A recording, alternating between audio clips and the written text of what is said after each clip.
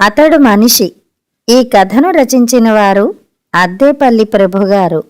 ఈ కథ శ్రీ వంశీ గారు రచించిన నాకు నచ్చిన కథలు అన్న కథా సంపుటి నుండి ప్రచురింపబడిన ఒక కథ. మన చుట్టూ ఉండే ప్రదేశం చాలా ప్లెజెంట్గా ఉండాలి, చాలా ఖరీదుగా ఉండాలి, అందంగా ఉండాలి. తల తిప్పి చూడగానే కనిపించే అమ్మాయి మూతికి బుగ్గలకి రంగుతో, విరబోసుకున్న జుట్టుతో, మహా బిగుతైన జీన్స్తో రా అని పిలుస్తున్నట్టుండాలి. ఎండ రాకూడదు, లైట్లే ఉండాలి. వేడి రాకూడదు, ఏసీ ఉండాలి. అది జీవితం. ఇలా లేని ప్రపంచం ఉంది, నేను ఒప్పుకుంటాను. కానీ అది మనకనవసరం. ఆ దరిద్రం గురించి ఆలోచించనే చించం కాబట్టి దానిలోకి వెళ్ళనే వెళ్ళాం అంటాడు మిత్రుడు మహే అనే మహేష్. తను అలానే అనుకున్నాడు. కానీ తప్పనిసరి వెళ్లాల్సి వచ్చింది. ఇప్పుడిలా ఇరుక్కుపోవాల్సి వచ్చింది. ఎదురుగా గోదావరి పాయ, దూరంగా అవతలి ఒడ్డు పాసర్లపూడి. వైనతేయ గోదావరి ఎర్రటి నీళ్లతో పరవళ్లు తొక్కుతోంది. అద్భుతమైన దృశ్యం. భీకరమైన వాన అలా కురుస్తూనే ఉంది. అమలాపురంలో దిగి ఆటో పట్టుకుని ఈ బోడసకురు రేవుకి వచ్చేస్తుండగానే మొదలై పెరిగిపోయింది వాన. రేవు దగ్గర దిగి ఆటోవాడికి డబ్బులిచ్చి గబగబా లాంచీ కోసం వస్తుండగానే పూర్తిగా తడిసిపోయాడు. రేవులో ఉన్న చిన్న బడ్డీ కొట్టు చూరి కింద నిలబడి కొట్టులో అతన్ని అడిగాడు, ఆవలికెళ్ళడానికి లాంచీ ఉంటుందా అని. అతను ఓసారి చూసి, ఇంకీ ఆల్టికి ఉండవండి, ఇంత వాన్లో లాంచీ ఎల్దు అన్నాడు. అని ఏ ఊరెళ్ళాలండి అడిగాడు. అదుర్రు అన్నాడు వెంకటేష్. మీరెళ్ళలేరండి అన్నాడతను చల్లగా. సాయంత్రం 4 దాటింది. కాని వాన వల్ల, మబ్బులు కమ్మేసిన ఆకాశం వల్ల చీకటి పడిపోయినట్టుంది. అలా పెరిగిపోతూ ఉంది వాన, రోజుల తరబడి తెరిపి లేకుండా కురిసేలా. వాన అపూర్వంగా ఉంది. దూరంగా గీత గీసినట్టు కొబ్బరి చెట్ల నేల, పైన ఆకాశం, కింద నది రెండూ ఒకేలా ఉన్నాయి. ఇటు అటు అంతా నదే, అంతా ఆకాశమే. నింగి నేల ఏకమైనట్టు వాన కురుస్తోంది. రేవులో చిన్న పెద్ద పడవలు గుంజలకు కట్టేసి ఉన్నాయి. Crisis management. ఇలా దిక్కుతోచని స్థితిలో ఏదో ఓ దారిని వెతకాలి. మరీ ముఖ్యంగా మానసిక నిబ్బరాన్ని కోల్పోకూడదు. వెంకటేషు బ్యాగును నెత్తిమీద పెట్టుకుని గబగబా వర్షంలోకి వెళ్ళాడు. కాస్తంత దూరంలో భూమికి జానెడెత్తు పాకొకటి కనిపించింది. ఎస్, అందులో ఖచ్చితంగా మనకు కావలసిన వాళ్ళుంటారు అనుకుంటూ చిన్నగా పరుగుతోనే ఆ పాక దగ్గరికి వెళ్ళి వంగి లోనికి చూస్తూ ఏమండి ఏమండి అని పిలిచాడు. పాక లోపల పొయ్యి దగ్గర కూర్చుని ఉన్నాడు ఒక మనిషి. అతను తల తిప్పి చూశాడు. గుమ్మం ముందు 2 కాళ్ళు కనిపించాయి. అతను లేవకుండానే ఎవరాలు అన్నాడు. ఆ కాళ్ళ మనిషి వంగాడు. ముఖం కనిపించింది. పడవ కావాలి అంది ముఖం. కూర్చున్న వ్యక్తి పైకి లేస్తూ లోనికి రండి బాబు, ముద్దైపోతున్నారు అన్నాడు. వెంకటేషు అలా వంగి పాకలోకి దూరాడు. ఓ పక్కగా నులక మంచం వేసి ఉంది. అది ఇంచుమించు నేలంతాకేంత గొయ్యైపోయింది. పాకలో మనిషి, అన్నన్న సానా తడిసిపోయారే, అలా మంచం మీద కూసోండి బాబు, పర్లేదు, అదేం ఇరిగిపోదులే అన్నాడు. వెంకటేష్ బ్యాగును పక్కగా పెట్టి మంచం మీద కూర్చున్నాడు. తలలోంచి నీళ్లు కారిపోతున్నాయి.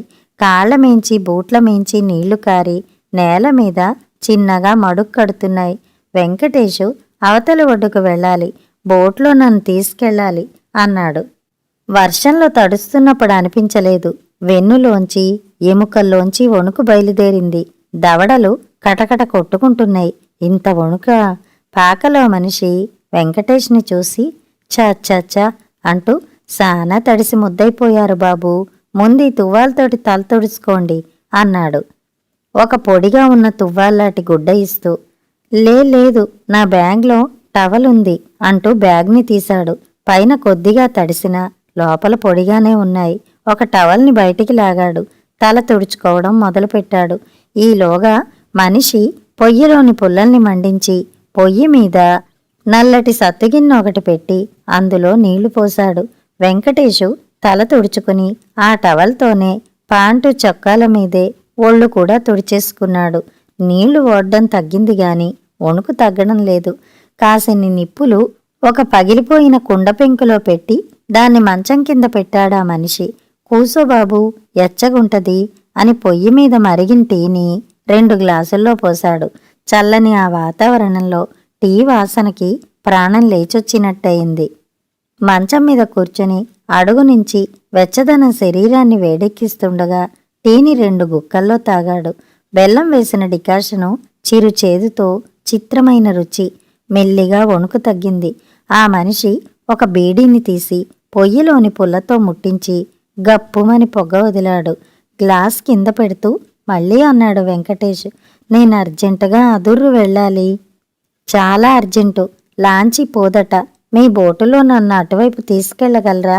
ఎంత డబ్బైనా పర్లేదు అన్నాడు. ఈసారి గొంతు వణకలేదు. వంటి మీద తడిబట్టలు మాత్రం చిరాగ్గా ఉన్నాయి. ఆ మనిషి బీడీ పొగని మళ్ళీ ఊదుతూ ఏ ఊరు మంది అన్నాడు. కోపం వచ్చింది వెంకటేష్కి. ఏ ఊరైతే ఏంటి? ఆ మనిషి నవ్వుతూ, కోప్పడకండి బాబూ, నేను ఊరికే అడిగానంతే అని. బయట వాన చూశారా? తుపానట, సిటం ఆక్కుండా కొడుతోంది అన్నాడు. పర్లేదు, తడిసిపోయినా పర్లేదు, అర్జెంటుగా వెళ్ళాలంతే. ఎల్లేం బాబూ, ఎంత డబ్బైనా పర్లేదంటున్నా కదా. అబ్బే, ఇది డబ్బులతో తేలే వ్యవహారం కాదు. గోదారి అమ్మోరమ్మలా ఉంది. ఏలు పెడితే లాగేసేలా ఉంది. హాయిగా ఈ వానలో ఇలా మునగదీసి కూసోవడం, వాన్ని గోదారిని చూడ్డం తప్ప మరేటీ చేయలేం. నిశ్చేష్టుడిగా ఉండిపోయాడు వెంకటేష్. బయట వర్షపు హోరు భీతావహంగా వినిపిస్తోంది. చీకటి పడిపోయింది. పాకలోని మనిషి లాంతరు వెలిగించి చూరుకు వేళ్లాడదీశాడు.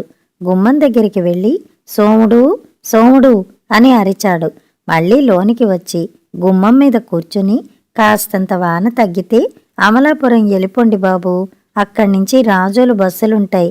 ఎక్కేసి జగ్గన్నపేటలో దిగిపోయి అట్నుంచి ఆటోనో దేన్నో అట్టుకుని అదూరు పోవచ్చు అన్నాడు. నిట్టూర్చాడు వెంకటేష్. త్వరగా వెళ్లాలని ఇటొచ్చాడు తను. అందుకే అంటారు తొందర ఆలస్యానికి మొగుడని. కానీ ఇప్పుడు మన పరిస్థితి ఏంటి? ఎక్కడికి పోవాలి రాత్రి? ఇక్కడెక్కడా లాడ్జీలు ఉండవు. ఉన్నా ఎక్కడికి వెళ్తాం? బాగా నీరసించిన గొంతుతో అన్నాడు. దగ్గరలో లాడ్జీలు ఉండవా? అమలాపురం పోవాలి బాబూ. అయినా ఎలా వెళ్తారు అన్నాడు. మరి ఇంతలో బయట నుంచి ఓ కుర్రాడు నెత్తిమీద ఒక ప్లాస్టిక్ సంచిని కప్పుకుని లోనికొచ్చాడు. చిన్న గోచి తప్ప వాడి వంటి మీద ఇంకేమీ లేదు. నల్లటి ఒళ్ళు చీకట్లో కలిసిపోయింది. వాడి చేతిలో తాటాకులతో చేసిన చిన్న బుట్టలాంటిది ఉంది. 7 ఏళ్లుంటాయి వాడికి. వాడు లోనికొస్తూనే ఏం వాన్రా అయ్యా అన్నాడు అని నెత్తిమీద సంచిని బయటపారేసి బుట్టని చూరుకు తగిలించి పొయ్యి దగ్గరకెళ్ళాడు. వాడి వెనకే ఓ ఆడమనిషి లోనికొచ్చి కొత్త మనిషిని చూసి వంటగది పక్కనున్న గదిలోకి పోయింది. పాకలో మనిషి పొడిగుడ్డతో ఆ కుర్రాడి ఒళ్ళు తల తుడుస్తూ ఏడున్నారా ఇంతదాకా అన్నాడు. లోపల్నుంచి ఆడమనిషి గొంతు, చెప్తే ఇంటడా ఎదవ సచ్చినోడు, వద్దురా వద్దు అంటున్నా వినకుండా గోదాట్లోకి పోయాడు. గుండెలు అవిసిపోయాయనుకో. ఎలా ఉంది గోదారి అంది. ఏరా ఎదవా, ఈ వాన్లో ఈ వరదలో గోదాట్లో దిగావా?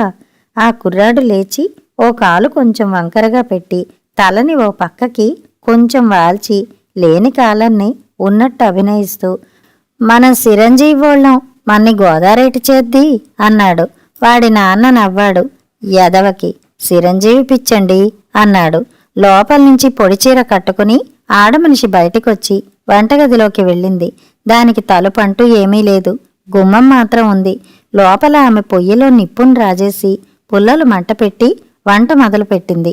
పాకలో మనిషి లాంతరు చిమ్నీ పైకెత్తి ఇంకో బీడీ వెలిగించి ఒక మూలగా మునగదీసుకుని కూర్చున్నాడు. ఆ కుర్రాడు వంటగదిలో వాళ్ళ అమ్మ వీపు మీద ఎక్కి ఊగుతున్నాడు. వెంకటేషు ఒక్కసారి మంచం మించి లేచి బ్యాగుని ఓ పక్కగా పెట్టాడు. కింద నిప్పులు ఆరిపోయి ఉన్నాయి. అతను లేచి బయటికి చూశాడు. బయటంటూ ఏముంది? చీకటి గుయ్యారం. ఆ పాకలోని లాంతరు నారింజ వెలుగు ఆ చీకట్లో పడి మాయమైపోతోంది. చిటపట చిటపట వాన చినుకులు. కొబ్బరి చెట్లు ఊగిపోతున్నట్టు గాలి తెలుస్తోంది. ఏంటి ఈ పరిస్థితి అనుకున్నాడు వెంకటేష్. ఆ మనిషితో అన్నాడు, ఈ వాన ఇప్పట్లో తగ్గేలా లేదు. అతనలా ఆ చీకట్లోకి చూస్తూ అవునండి, ఎన్నాళ్ళయింది ఇలాంటి వానపడి అని ముక్తాయించాడు. లాంతర్ వెలుగులో టైం చూశాడు. ఇంకా 7 కూడా అవలేదు. లోకం అదృశ్యమైపోయింది. లోపల్నుంచి అన్నం ఉడుకుతున్న వాసన కమ్ముకుంది. ఈ వాసన ఇంత బాగుంటుందా అనుకున్నాడు. ఇప్పుడు ఈ వానలో నేనెక్కడికి వెళ్ళగలను అన్నాడు. ఆ మనిషి గుమ్మంలో పడుతున్న చినుకుల్ని, వాటి మీద పడి మెరుస్తున్న నారింజ వెలుతుర్ని కన్ను అర్పకుండా చూస్తూ, ఎక్కడికెళ్తారు బాబూ, ఎక్కడికి వెళ్ళలేరు అన్నాడు. మరేటుంది బాబూ, ఉండిపోవాలా? కాసింత వానైనా తగ్గితే అప్పుడే చూడాలి. ఆ పిల్లవాడు లోన్నించి గెంతుకుంటూ వచ్చి వాళ్ళ నాన్న వీపు మీదకెక్కాడు. చలి పెడుతుంటే గోసిగుడ్డతో ఉండిపోయావేట్రా, పోయి సొక్కా అన్న వేసుకురా పో అన్నాడు. వాడు లేచి ఒక్క గెంతులో లోపలి గదిలోకి పోయి చొక్కా వేసుకుని అయ్యా అంటూ వచ్చాడు. వాడేసుకున్న చొక్కా వాడికి చీలమండల దాకా వచ్చింది. పొట్టి చేతుల చొక్కా వేళ్ల చివరి దాకా ఉంది. అటు లాంతరు వెలుగు, ఇటు వంటగదిలోని పొయ్యి వెలుగుల్లో వాడు గ్రహాంతర జీవిలా వింతగా ఉన్నాడు. వాళ్ళ నాన్న వాడి వంక చూసి నవ్వాడు. వాడు గెంతుకుంటూ వచ్చి వాళ్ళ నాన్న ఒళ్ళో దూరాడు. ఈ అపరిచిత సన్నివేశంలో తన పాత్ర ఏమిటో తెలియక అయోమయమైపోయాడు వెంకటేషు. ఈ రాత్రికి ఈ పాకలో ఈ అపరిచిత కుటుంబంతో తెల్లారిదీయాల్సిందే. ఈ అగంతకుని అస్తిత్వాన్ని వాళ్ళెవరూ అబ్బురంగా చూడటం లేదు. నిత్యమూ అగుపించే చుట్టాన్ని చూడటానికి అలవాటు పడ్డట్టుగా ఉన్నారు. క్రైసిస్ మేనేజ్మెంట్లో తనకున్న అపారమైన తెలివి ఈ రాత్రి గింగిరాలు తిరిగి ఎక్కడికి పోయిందో. లక్ష్య సాధనలో ఇక్కడ ఇరుక్కుపోవడం ఒక అనివార్య సంఘటనే. కానీ అది మన ప్రమేయం లేకుండా మన మీద వచ్చి పడిపోతే ఇంక క్రైసిస్సు లేదు, మేనేజ్మెంటు లేదు. పువ్వుల్లా చిందుతున్న వెలుగుబుడగల చినుకుల్ని చూస్తూ కూర్చోవడం తప్ప. లోపల్నుంచి చేపల పులుసు వాసన ఆకలిని రేకెత్తిస్తూ అలుముకుంది. వాసన తగులుతున్న కొద్దీ తినేయాలనే కోరిక చిందులేయడం మొదలుపెట్టింది. లేచి వాచిని లాంతర్ పక్కగా పెట్టి చూశాడు. 7 దాటింది. అప్పుడే ఇంత ఆకలా? లోపల్నుంచి కుర్రాడి తల్లి సోముడు అని పిలిచింది. వాడు లేచి లోపలికి వెళ్ళాడు. ఒక గిన్నెలో పొగలు చిమ్మే అన్నం, దానిపైన చేపల పులుసు వేసుకుని వచ్చి నాన్న పక్కన కూర్చుని తినడం మొదలుపెట్టాడు. ఆవిడ మరో 2 కంచాల్లో అన్నం, 2 స్టీలు గిన్నెలో పులుసు వేసుకుని వచ్చి మంచం పక్కన పెట్టింది. పాకలోని మనిషి లేచి, వన్నం తినేయండి బాబూ, తినేసి తొంగుంటే తెల్లారి సంగతి భగవంతుడు చూసుకుంటాడు అన్నాడు. తనకి వద్దనలేనంత ఆకలి వేస్తుండడం వెంకటేష్కి చిత్రం అనిపించింది. అతను లేచి బుద్ధిగా వెళ్ళి ఒక కంచం ముందు కూర్చున్నాడు. ఆవిర్లు చిమ్ముతున్న అన్నం కంచంలో రాసిపోసినట్టు నిండుగా ఉంది. ఇంత అన్నమా అనుకున్నాడు. గొంతు పెగల్దీసి ఇంత అన్నం తినలేను అన్నాడు. అదెంతుంది బాబూ అందామె గుమ్మ దగ్గర నుండి. లేదు తినలేనండి, కొంచెం తీసేయండి ప్లీజ్ అన్నాడు. ఆమె అన్నం వండిన గిన్నె తెచ్చి తెడ్డుతో కొంచెం అన్నం తీసింది. పులుసును అన్నంలో కలుపుకున్నాడు. ఆ వాసనకి నోట్లో నీళ్లు ఊరిపోయాయి. నోరు ఊరిపోవడం చిన్నప్పుడు తప్పిస్తే మళ్ళీ తనకే అనుభవం లేదు. అన్నాన్ని కూరని చూస్తే నోరు ఊరుతుందా? వర్రగా ఉన్న పులుసు, చేపలు కొద్ది కొద్దిగా కలుపుకుని మళ్ళీ అన్నం పెట్టించుకుని తిన్నాడు. ఆకలి మొహమాట పడదు. చల్లని ఆ వానరాత్రి వేడివేడి అన్నం, వర్రగా ఉన్న పులుసు, ఒళ్ళు ముఖం వేడెక్కిపోయి తలలో చిన్నగా చెమట కూడా పట్టింది. ఆహారం తినడం ఇంత అనిర్వచనీయమైన అనుభవాన్ని ఇస్తుందా? భోజనం అయిపోయింది. లేచి మళ్ళీ టైం చూసి నడుం దగ్గర నుంచి సెల్ని బయటికి తీసి చూశాడు. సిగ్నల్ లేదు. ఎవ్వరికీ ఏ ఫోను చేయలేం. ఎవ్వరూ మనకీ చేయలేరు. No signal. ఈ సెల్లొక బొమ్మరాయి. ఆ కుర్రాడు తింటూనే నిద్రకి పడ్డాడు. వాళ్ళమ్మ కూడా తినేసి ఆ కుర్రాడిని తీసుకుని లోని గదిలో మంచం మీద పడుకుండిపోయింది. పాకలో మనిషి తినేసి కంచాల్ని గుమ్మం అవతల పడేసి తువ్వాలుతో చేయి తుడుచుకుని బీడీ తీసి వెలిగించి కూర్చున్నాడు. తనకి ప్రమేయం లేని చిత్రమైన పరిస్థితుల్లో కొనసాగిపోతున్నాను అనుకున్నాడు వెంకటేష్. చిత్రంగా ఆ మనిషి కూడా అలానే ఉన్నాడు. కాని అతనికి ఏం చెయ్యాలో తెలుసు. అతని ఇంట్లో ఒక అపరిచితుడున్నా అతడు అది తనకి ప్రమేయం లేని సందర్భంలానో లేక సహజమైన ఘటనలానో ఉన్నాడు. వెంకటేష్ లేచి బ్యాగ్ తీసి షార్ట్ని బయటికి తీశాడు. ఒంటి మీద ప్యాంటు షర్ట్లు ఇంకా తడిగానే ఉన్నాయి. టవల్ని చుట్టుకుని వాటిని తీసేసి షార్ట్ వేసుకున్నాడు. మరో పొడి షర్ట్ వేసుకుని తడిబట్టల్ని చూరులో తాటికమ్మకి వేలాడదీశాడు. అతను అలానే కూర్చుని బయటికి చూడ్డం మొదలుపెట్టాడు. ఈ చిన్ని పాక, ఒంటి మీద బట్టల్లేని కుర్రాడు, కరెంటు లేదు, టీవీ లేదు, సోఫాలు లేవు, డైనింగ్ టేబుల్ లేదు, ఫ్రిడ్జ్ లేదు, మంచాలు లేవు. ఏమిటి బ్రతుకు అనుకున్నాడు. ఈ బ్రతుక్కి ఒక లక్ష్యం లేదు. ఉన్నత స్థితికి ఎగబాకిపోవాలనే కిల్లింగ్ ఇన్స్టింక్ట్ లేదు.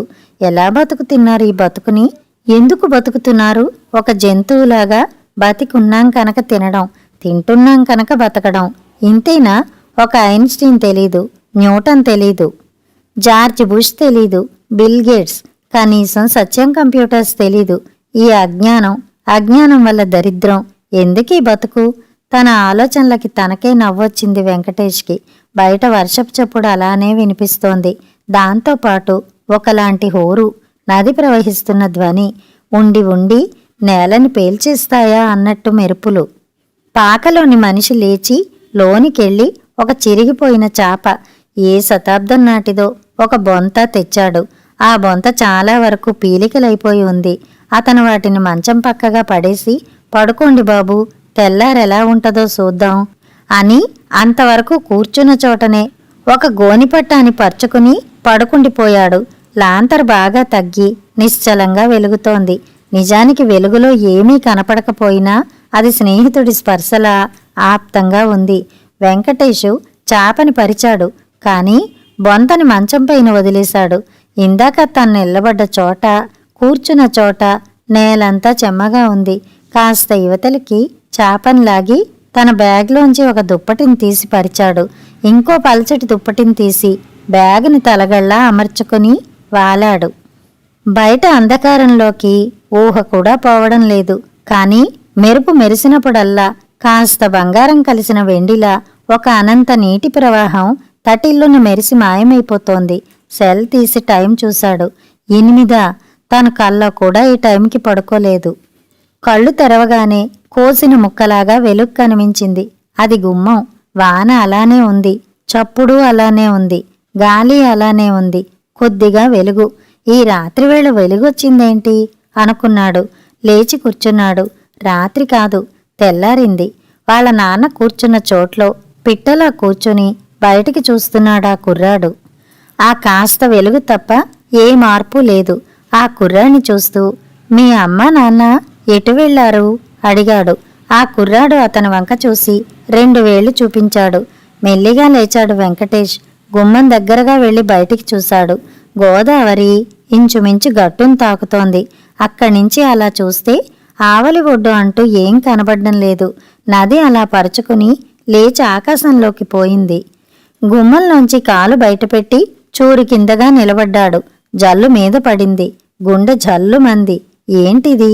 ధారలుగా పడుతున్న వాన కమ్మేసి చూపు ఎక్కువ దూరం పోవడం లేదు. అంతా తెల్లరంగు తెరలు దిగవేసినట్టు చుట్టూ మూసుకుని పోయింది. ఆ తెరల వెనగ్గా చెట్ల జాడ అల్లుకుని పోయి ఉంది. తెర వెనక నుంచి ముద్దైన కాకిలా బయటకొచ్చాడు పాకలోని మనిషి. అతడు ప్లాస్టిక్ సంచిని మీద కప్పుకుని ఉన్నాడు. కాని అదేమాగుతుంది. ఉరుకుతో వచ్చి అతని సంచిని చూర్లో వెళ్లాడేసి వెంకటేష్ పక్కకొచ్చి, పిచ్చివానండి బాబూ, ఈ గట్టు కింద తోటంతా మునిగిపోయింది. ఆ రేవంతా మునిగిపోయింది. గోదావరి చూసారా? ఇంకొంచెం గాని పెరిగిందా? మనం ఈ పాక వదిలిపోవలసిందే అన్నాడు గజగజలాడుతూ. అని మీరు బయటికి పోవాలంటే ఈ సంచి మీదేసుకుని ఇయ్యే పెళ్ళండి. అంతా నీళ్లే కదా, ఎక్కువ దూరం పోక్కర్లేదు అని చెప్పి లోనికి వెళ్ళాడు. అమ్మ ఇంకా రాలేదురా అని అతడు కొడుకును అడగడం వినిపించింది. వెంకటేష్ కళ్ళు ఆరిపోయాయి. టపటపా వాన గాలిహోరు. ఉండుండి మీద పడుతున్న జల్లు. అర్జెంటుగా అయిపోవలసిన పని అతి గతి లేకుండా పోయింది. అది అవకపోతే కొంపలు అంటుకుపోతాయి అనుకున్నాం. ఏ కొంప అంటుకోలేదు. కాలం వానలోనూ తుఫాన్లోనూ చిక్కుకుని పోయి కదలడం లేదు. అర్జెంటు లేదు, ఏమీ లే. నిర్వ్యాపంగా ఈ అపరిచిత హోత ఇంట్లో ఆతిథ్యం. ఈ ఇల్లు ఉంటుందా మునుగుతుందా? అతను మెల్లిగా సంచిని తలమీద వేసుకుని వానలోకి దిగాడు. సగం తడిసి కాళ్ల నిండా బురద అంటించుకుని అతడు వచ్చేసరికి పాకలో మనిషి, అతని భార్య పిల్లాడు కూర్చుని ఉన్నారు. అతన్ని చూసి ఆమె కొద్దిగా వెనక్కి జరిగి కొడుకుని ఒళ్ళోకి లాక్కుంది. వెంకటేష్ లోనికి వచ్చి తన చాప మీద కూర్చుండిపోయాడు. కూసంత టీ ఎట్రాదే అన్నాడు ఆ మనిషి. కొడుకుని ముద్దులాడుతున్న ఆమె ఓరకంట వెంకటేష్ని చూసి మళ్ళీ మొగుడి వంక చూస్తూ సిన్న బెల్ల ముక్కేనా లేదు అని ఆగిపోయింది. ఆ మనిషి తల ఊపి పోన్లే ఉత్తదైనా ఎట్టేయి అన్నాడు. ఇప్పుడా పొయ్యి నే ఎలిగించలేను బాబూ, నువ్వే ఎట్టేసుకో అందామె. అతను లేచి వంటగదిలోకి వెళ్ళాడు. కాసేపు చెమ్మదేరిన పుల్లల్ని తిట్టిపోసి ఉఫ్ ఉఫ్ అని ఊది ఎట్టకేలకి మంట పెట్టాడు. ఇల్లంతా పొగ. మంట రావటంతోనే అమ్మ ఒళ్ళో ఉన్న కుర్రాడు జువ్వలా లేచి నాన్న పక్కన దూరాడు. కాసేపటికి పోడుగాటి స్టీలు గ్లాసులో నల్లటి రంగునీళ్లు ఆవిర్లు చిమ్ముతూ ఉండగా వెంకటేష్కిచ్చాడు. వెంకటేష్ దాని వంక కాసేపు చూసి మెల్లిగా ఓ గుక్క తాగాడు. ఏ రుచి లేదు. వేడి నీళ్లు. 4-5 గుక్కలు తాగాక ఏదో రుచి తగిలింది. వగరవగరగా ఉన్న ఆ రుచి బాగున్నట్టు కూడా అనిపించింది. టీలు తాగేశాక ఆవిడ లేచి గ్లాసుల్ని వాన్నీట్లో పెట్టి తొలిచేసింది. లోపలికి పోయి మంచం మీద వాలింది. పాకలో మనిషి బీడీ తీసి పొయ్యి దగ్గర వెలిగించి బయటకొచ్చి కూర్చున్నాడు. తన బ్యాగ్ మీద వెనక్కి వాలి కూర్చున్న వెంకటేషు మీ అబ్బాయి పేరేంటండి అని అడిగాడు. సోమరాజండి, మా అయ్య పేరెట్టాను. కుర్రాడు మంచి చురుగ్గా ఉన్నాడు. చదువుతున్నాడా? అబ్బే, ఏం చదువుతాడండి? పని పాట లేకుండా బళ్ళో కూర్చుంటానంటే మనకు గడవదు కదా. ఓర్ని, అంటే పని పాట లేనోళ్ళు చదువుకుంటారా అనుకుని, అలా కాదు, చదువుకుంటే మంచి ఉద్యోగం వస్తుంది, డబ్బులు సంపాదించవచ్చు, కుర్రాడు బాగుపడతాడు కదా అన్నాడు. ఆయ్, ఎందుకు కాదండి, కానీ ఏట నేర్చుకోకపోతే ఎట్టా బతుకుతాడండి? నవ్వొచ్చింది వెంకటేష్కి. ఉద్యోగం వస్తుందిరా అంటే ఎలా బతకాలంటాడు. అందుకే వీళ్ళు పైకి రావడం లేదు అనుకుని, అది కాదండి, చదువుకోవడం వల్ల చాలా విషయాలు తెలుస్తాయి, పెద్ద పేరు సంపాదించవచ్చు. నాకు తెలిసిన కుర్రాడు ఒకతను ఉన్నాడు. అతను ఇంతే ఉంటాడు. అతన్ని కూర్చోబెట్టి అడిగామనుకోండి, 20-30 దేశాల పేర్లు, వాటి అధ్యక్షుల పేర్లు టకటకమని చెప్పేస్తాడు. అతన్ని ఒకసారి టీవీలో చూపించారు కూడా. ఇదంతా ఎలా వచ్చింది? చదువు వల్లనే కదా. ఆ మనిషి బేడీని అవతలకి విసిరేస్తూ, నిజమే బాబూ, చదువుకోబట్టే అన్ని తెలివితేటలు అని ఆగాడు. ఆగి మళ్ళీ, మావోడు కూడానండి, సానా తెలివైనోడేనండి, ఇంతున్నాడాడు, ఎన్ని విషయాలు తెలుసో తెలుసా అండి? గోదాట్లోనూ సముద్రంలోనూ దొరికే చేపల్ని భలే గుర్తుపట్టేస్తాడండి. మీరు అడగండి ఎన్ని రకాల చేపలు చెప్తాడో. ఈ చుట్టుపక్కల ఎవరికి అన్ని చేపలు తెల్దు అని. ఒరేయ్ సోవుడు, మనకి దొరికే చేపల పేర్లు చెప్పరా అన్నాడు. ఆ కుర్రాడు వెంకటేష్ని చూసి మళ్ళీ వాళ్ళ నాన్న వంక చూస్తూ మట్టగడసలు, చేతి పరిగెలు, పంజరం, ఇలస, పండుగప్ప, వాలుగ, మోసు, బొచ్చు, ఎల్ల, కొరమీను, ఇసగదొందులు, మార్పు, రొయ్య, గండమీను, గొయ్యంకలు, తాటిగిలస, బొమ్మిడాయిలు, గొరస, బేడిస, శీలాపతి, బెత్తుపరిగ, సొరచేప, కానాగదులు, సందువ, సావిడాలు, పీతలు, టేకి, కవళ్ళు, చుక్కపీతలు అంటూ ఊక్కుంటూ చెప్పాడు. నాన్సెన్స్ అనుకున్నాడు వెంకటేష్. నేను చెబుతున్న విషయమేంటి, ఈ బోడి చేపల విషయమేంటి? కొద్దిసేపటికి అతని పెదాల మీద వంకర నవ్వు లోనికింకిపోయింది. అవును, ఆ కుర్రాడు తను ఎందులో ఉన్నాడో, తను ఎందులో ఉంటాడో దాని గురించి అపారమైన జ్ఞానాన్ని సంపాదించాడు. వరద గోదావరిని కటిక చీకట్లో ఈదగల సాహసి. తన కొడుకు 20 దేశాల పేర్లు, అధ్యక్షులు చెప్పగలిగేవాడు. ఆటలు పాటలు లేకుండా 5 ఏళ్ల వయసు నుంచి నూరి పోస్తే చెప్తున్నాడు. కాని వాడికి ఆ వయస్సులో ఆ దేశాలతోనూ అధ్యక్షులతోనూ పనేంటి? వాడికి, వాడి బుర్రకి అక్కర్లేని విషయాల్ని జీకే పేరు మీద అంటగడుతున్నాం. దాని జ్ఞానం అనాలా? ఇంత చిన్న వయసులో తన చుట్టూ ఉన్న ప్రకృతి గురించి ఇంత అపారమైన ఎరుక సంపాదించిన ఈ కుర్రాడిది జ్ఞానం అనాలా? ఇది విద్య కాదా? చదువు కాదా? అతడి ఆలోచనలు అలా సాగిపోతున్నాయి. తండ్రి కొడుకులిద్దరూ అలా వాలి కళ్ళు మూసుకున్నారు. అవును, ఈ కుర్రాడు పెద్ద డబ్బు సంపాదించలేడు, పేరు సంపాదించలేడు. కానీ నీళ్లు, నదులు, సముద్రాలు, చేపలు, ఈ బ్లూ గోల్డ్కి సంబంధించిన మార్కెట్లో వీడి జ్ఞానం భస్మమైపోతాయి. పనికి మాలిన వాడెవడో లక్షలు పోసి ఇంజనీరింగో ఇంకోటో చదివి చేపల స్పెషలిస్ట్ అవుతాడు. వీళ్ళని ఇక్కడి నుంచి గెంటేసి నీటిని, చేపల్ని కంప్యూటర్లో వెతికి సముద్రాన్ని జల్లెడ పట్టేస్తాడు, కోట్లు గడించేస్తాడు. ఇంత సాహసం, జ్ఞానం ఉన్న ఈ కుర్రాడు ఏ బురదగుంటనో వెతుక్కుని మట్టగిడసల్ని దేవులాడుకుంటూ బతుకుతాడు.